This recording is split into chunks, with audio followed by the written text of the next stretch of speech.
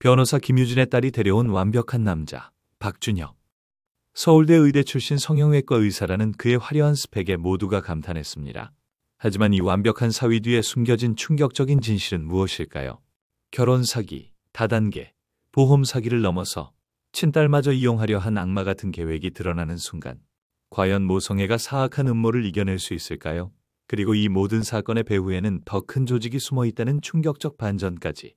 끝까지 지켜보시면 인생의 진짜 교훈을 얻으실 수 있습니다. 안녕하세요, 여러분. 오늘은 실제로 일어난 충격적인 결혼 사기 사건을 말씀드리려고 합니다. 이 이야기는 단순한 사기 사건을 넘어서 한 가정이 완전히 파괴되고 다시 재건되는 과정을 그린 눈물겨운 드라마이기도 해요. 주인공은 김유진, 45세. 20년간 검사로 일하다가 변호사로 전직한 후 성공한 법무법인을 운영하고 있는 커리어 우먼입니다. 유진은 15년 전 교통사고로 남편을 잃고 그 후 25살 딸 민주와 단둘이 살며 평생을 딸만 바라보고 살아왔어요. 강남에 있는 40평대 아파트에서 모자란 것 없이 살아가던 그들에게 어느 날 운명을 바꿀 만남이 찾아왔습니다. 챕터 1. 너무 완벽한 사위. 어느 일요일 오후 유진이 집에서 법률 서적을 정리하고 있을 때였어요. 엄마, 나왔어. 어서 와라.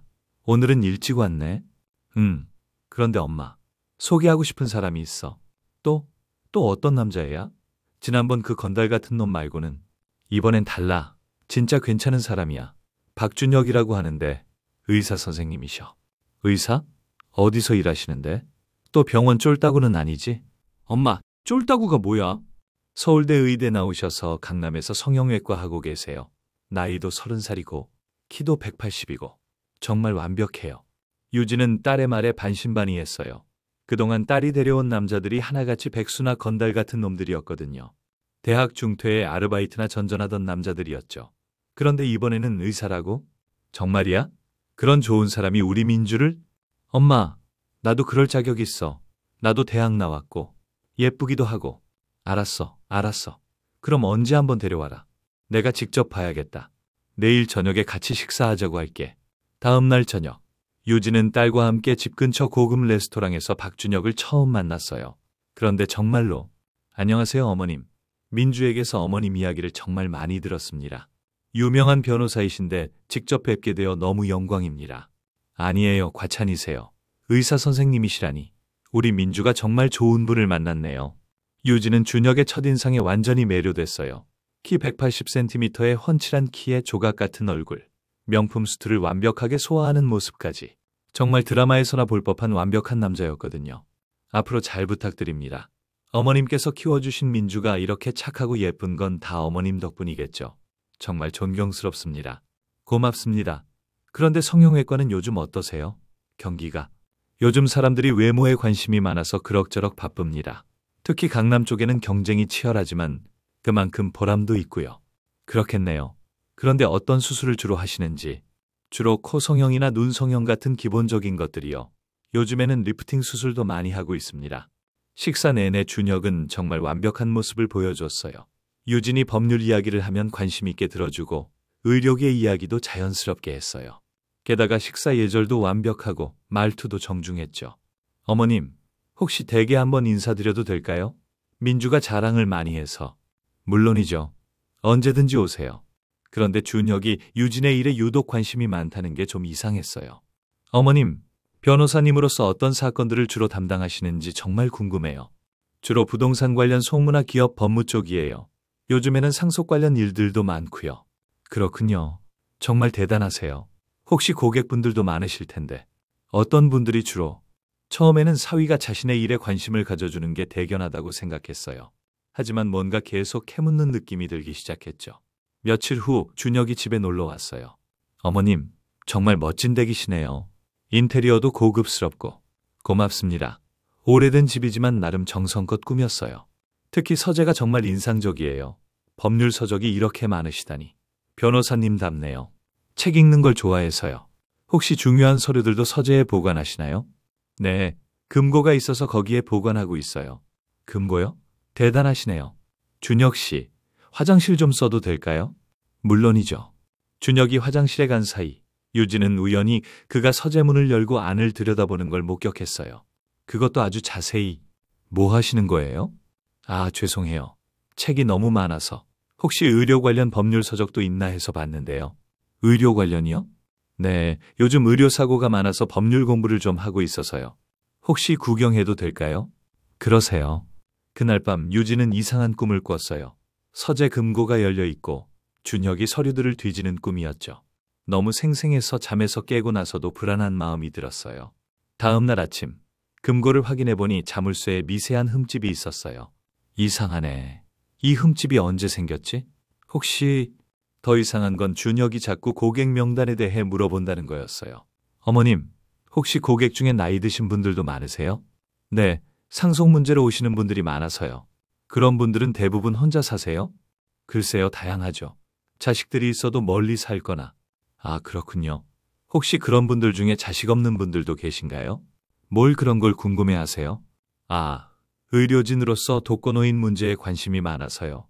혹시 그런 분들께 의료봉사라도.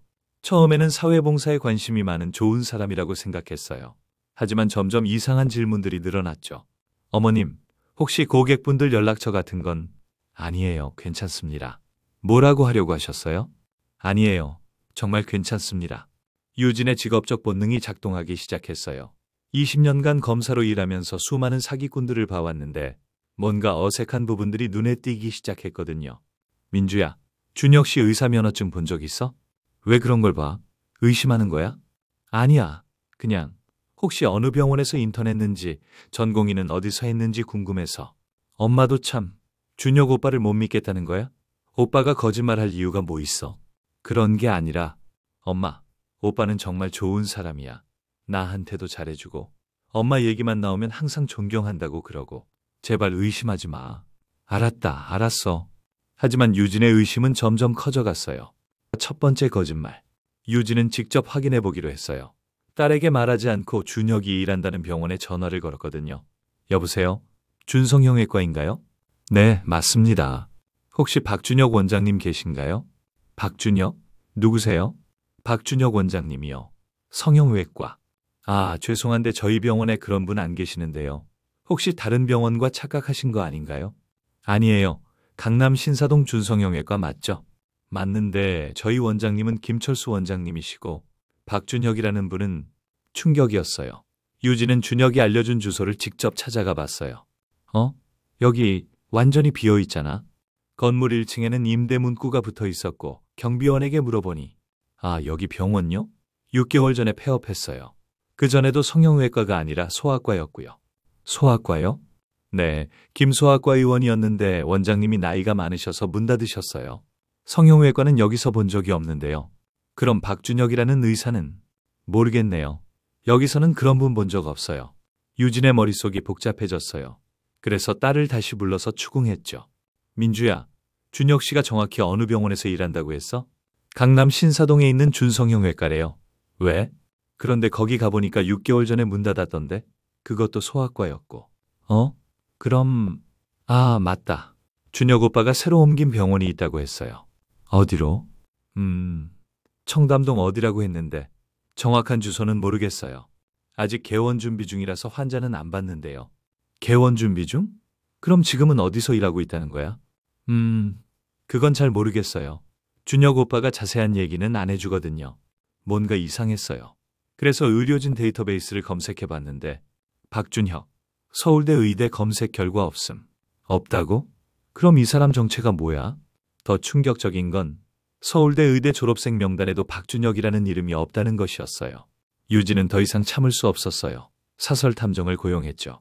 그리고 일주일 후 충격적인 보고서를 받게 되었어요. 이 남자 정체를 알아냈습니다. 뭔가요? 실명은 김대수, 36세입니다. 의사가 아니라 다단계 사기 조직의 핵심 간부예요. 다단계요? 네, 행복한 미래라는 건강식품 다단계 회사의 서울 지역 총책입니다. 그런데 더 심각한 게 있어요. 더 심각한 게 뭐예요? 결혼 사기가 전문이에요. 부유한 중년 여성들을 노린 이미 피해자가 5명입니다. 5명이나요? 첫 번째 피해자는 3년 전 부산의 한 과부였어요. 남편이 사업가였다가 사망한 후 보험금 5억을 받았는데 6개월 만에 모든 돈을 빼앗겼어요. 그 후에는 두 번째는 대구의 이혼녀, 위자료 3억. 세 번째는 서울 강북구의 독거노인. 네 번째는 인천의 또 다른 과부. 모두 같은 수법이에요. 어떤 수법이요? 완벽한 남자로 접근해서 결혼하거나 동거한 후 재산을 빼돌리고 잠적해요. 그런데 최근 들어 수법이 더 교묘해졌어요. 어떻게요? 직접적으로 돈을 빼가는 게 아니라 거액의 생명보험에 가입시킨 후 의도적으로 사고를 내서 보험금을 타려고 해요. 그 순간 유진의 등골이 서늘해졌어요. 최근에 자신이 겪었던 일들이 주마등처럼 지나갔거든요. 3주 전에 제가 교통사고 날 뻔했는데 혹시 상대방 차가 갑자기 끼어들면서 급브레이크를 밟았나요? 맞아요. 그리고 2주 전에도 비슷한 일이 있었고 1주 전에는 계단에서 넘어질 뻔했고 엘리베이터도 갑자기 멈췄고 모두 이 남자의 소행일 가능성이 높습니다. 그리고 더 충격적인 사실이 있어요. 뭔가요? 따님도 이미 거액의 생명보험에 가입되어 있습니다. 수익자는 박준혁으로 되어 있고 보험금은 10억 원이에요. 10억? 내 딸이? 네, 3개월 전에 가입했더군요. 그리고 김유진 씨도 모르는 사이에 5억짜리 보험에 가입되어 있어요. 나도요? 언제? 서명은 위조된 것 같습니다. 필적 감정을 의뢰해봤는데 그럼 이 남자가 우리 모녀를 네, 15억짜리 보험금을 노리고 있는 것 같습니다. 배신과 더 큰 음모. 유진은 당장 집으로 달려가서 딸을 붙잡았어요. 민주야, 생명보험 언제 들었어? 어? 엄마가 어떻게 해? 말해. 준혁이 시켜서 든 거지. 딸은 당황하며 더듬거렸어요. 그게 준혁 오빠가 만일을 대비해서 들어두는 게 좋다고. 결혼하면 서로 보장해줘야 한다고. 10억짜리 보험을? 너 정말 바보야. 10억? 난 5천만 원짜리인 줄 알았는데. 뭐라고? 너 서류도 제대로 안 보고 서명했어? 오빠가 복잡하다고 하면서 그냥 여기만 서명하라고. 너 정말 그 남자가 너를 죽이려고 한다는 걸 몰라? 뭐? 그게 무슨... 준혁이 정체를 알고 있었어? 나는 정말 몰랐어요. 하지만 유진이 더 캐물으니까 딸이 결국 실토했어요. 처음에는 정말 몰랐어요. 그런데 한 달 전부터 좀 이상하다는 걸 느꼈어요. 언제부터? 준혁 오빠가 엄마 고객 명단을 자꾸 물어보고 밤에 몰래 서재를 뒤질 때부터요. 그런데 왜 말 안 했어? 사랑했어요. 그리고 오빠가 과거는 다 잊고 새로 시작하고 싶다고 했거든요. 나랑 결혼해서 평범하게 살고 싶다고. 바보 같은 소리. 그런데 더 충격적인 게 있어요. 뭐가 더 있다는 거야? 오빠가 다른 여자들이랑도 만나고 있어요. 뭐라고? 며칠 전에 우연히 봤는데 50대 여자랑 호텔에 들어가는 걸 봤어요. 50대 여자? 누구? 모르겠어요. 그런데 아주 고급스럽게 차려입은 여자였어요. 그때 집 현관문이 열렸어요. 준혁이 들어온 거죠. 어? 어머님, 민주야. 무슨 일이야? 왜 이렇게 분위기가 심각해? 너 정체를 다 알아냈다. 김대수. 준혁의 얼굴이 순간 굳었어요. 하지만 곧 평소의 미소를 되찾았죠. 뭔 소리예요? 저는 박준혁인데. 다단계 사기꾼 주제에 언제까지 연기할 거야? 어머님, 무슨 오해가 있으신 것 같은데. 오해? 5명의 여자를 사기치고 우리까지 보험금 노리고. 그때 준혁이 갑자기 돌변했어요. 하하하. 이제 들켰구나. 역시 검사 출신이네요. 준혁 오빠. 민주야, 놀라지 마. 나는 정말 너를 사랑해. 단지 좀 더 많은 걸 원했을 뿐이야. 좀 더 많은 걸? 우리를 죽이려고 했잖아. 죽이려고? 천만에. 나는 사고로 위장해서 보험금만 받으려고 했어. 너무 아프지 않게. 깨끗하게. 이 미친놈이. 그런데 어머님, 놀라지 마세요. 이건 나 혼자 계획한 게 아니거든요. 뭔 소리야? 우리 조직은 전국적으로 활동하고 있어요. 서울만 해도 10명 이상이 동시에 작업하고 있거든요. 조직이라니. 그리고 민주가 저한테 정보를 준 것도 있어요. 뭐라고? 민주야, 설마... 엄마, 미안해. 준혁 오빠가 엄마를 진짜 사랑한다고. 어떤 정보? 고객 중에 혼자 사는 할머니들 연락처. 너 정말... 그런데 그뿐만이 아니에요. 또 뭐가 있다는 거야? 어머님의 단골 고객 중에 박경숙 할머니 계시죠? 박경숙 할머니가 왜? 그분이 제 3번째 타겟이었거든요. 3번째? 네, 민주가 1번째, 어머님이 2번째, 박경숙 할머니가 3번째였어요. 할머니까지? 80세 할머니지만 자산이 100억 넘어요. 그런데 뭐? 이미 작업이 끝났어요. 뭔 소리야? 할머니는 3일 전에 돌아가셨어요. 심장마비로. 설마 네가? 자연사로 보이게 했죠. 수면제를 좀 많이 드셨을 뿐이에요. 이 살인마 같은 놈. 그리고 유언장도 미리 제 이름으로 바꿨고요. 민주는 그제서야 자신이 얼마나 큰 일에 휘말렸는지 깨달았어요. 준혁 오빠, 할머니를 정말 죽였어요? 살인이라고 하기엔 너무 평화롭게 가셨어요. 당신이 진짜 악마구나. 그런데 어머님, 아직 끝난 게 아니에요. 뭔 소리야? 우리 조직에서는 실패는 용납하지 않거든요. 제가 이렇게 발각된 이상. 그 이상 뭐? 다른 방법을 써야죠. 유진이 휴대폰으로 경찰에 신고하려고 하자 준혁이 갑자기 칼을 꺼내 들었어요. 어머님, 전화 끊으세요. 칼까지 들다니. 제가 원래 계획은 조용히 끝내려고 했는데 이렇게 되었으니 어쩔 수 없네요. 민주야, 엄마 뒤로 와. 경찰이 올 때까지 시간을 벌어야 했어요. 유진은 준혁과 심리전을 벌였죠. 김대수, 내가 말하는 조직이 뭐야? 궁금하세요? GH그룹이라고 들어보셨나요? GH그룹? 표면적으로는 건강식품 회사지만 실제로는 전국 규모의 결혼 사기 조직이에요. 전국 규모? 서울, 부산, 대구, 광주, 주요 도시마다 팀이 있어요. 각 팀마다 5-6명씩. 그럼 피해자가 얼마나? 지금까지 200명 넘게 당했을걸요? 총 피해액만 500억 넘어요. 500억? 그런데 문제는 이 조직이 단순한 사기 조직이 아니라는 거예요. 뭔 말이야? 정치인들, 검찰, 경찰까지 연루되어 있어요. 그래서 지금까지 한 번도 제대로 수사받은 적이 없거든요. 정치인까지? 네, 국회의원 2명, 시장 1명, 경찰서장 3명. 모두 우리 고객이에요. 고객? 피해자가 아니라 공범이죠. 수익을 나눠 가지거든요. 유진은 소름이 돋았어요. 이게 단순한 사기 사건이 아니라 국가적 범죄 조직의 일부였다는 걸 깨달았거든요. 그럼 나를 죽여도 아무도 수사 안 한다는 거야? 그렇죠. 어머님이 갑자기 교통사고로 사망하면 담당 형사는 우리 편이니까 대충 넘어갈 거예요. 이런, 세상이 이렇게 썩어 있다니. 그런데 어머님, 한 가지 더 말씀드릴 게 있어요. 또 뭐야? 민주도 이제 우리 조직의 일원이에요. 뭐라고? 민주야, 내가 제공한 고객 정보로 이미 3명이 더 피해를 당했어. 법적으로는 너도 공범이야.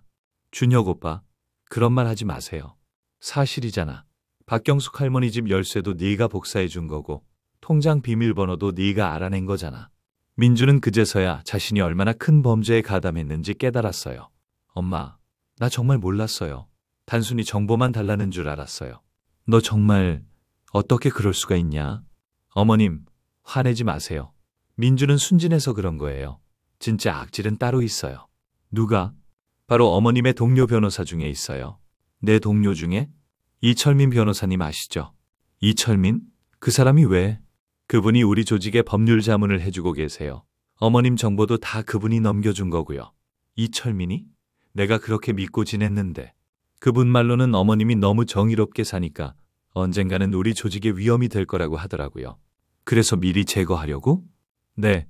그런데 저는 처음엔 그냥 돈만 빼돌리려고 했어요.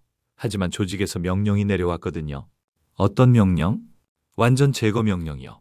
그 순간 현관문이 벌컥 열리면서 경찰이다. 무기를 버려라. 하지만 들어온 사람들을 보고 유진은 더 큰 절망을 느꼈어요. 이철민? 네가 왜 여기에? 유진 씨, 안 됐군요. 일이 이렇게 복잡해지다니.